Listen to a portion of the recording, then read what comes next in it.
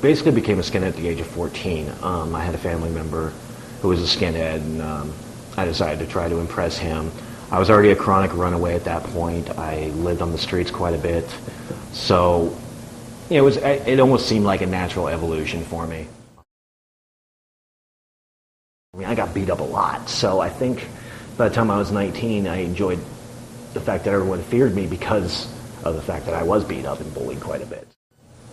I didn't hate anybody, I hated myself, so I just kind of projected it outward.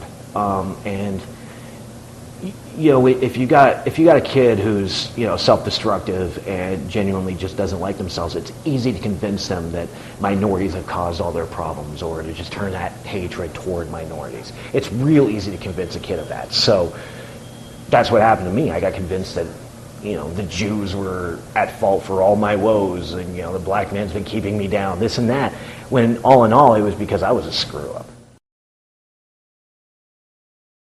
I wanted to get out, but I didn't know how. I didn't think there was a way out besides prison or death. I thought those were the only two out programs. And it's been absolute hell.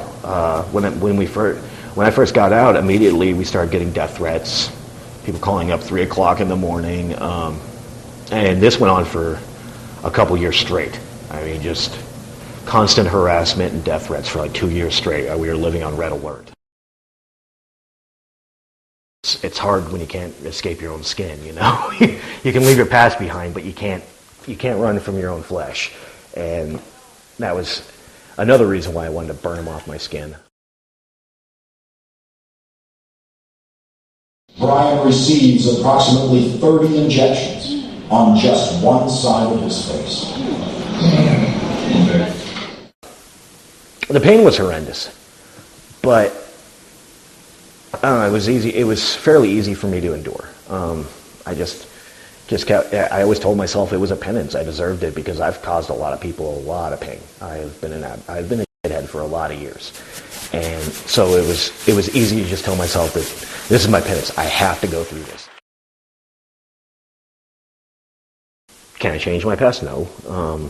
The only thing I can try to do now is make amends. That's all I can do now.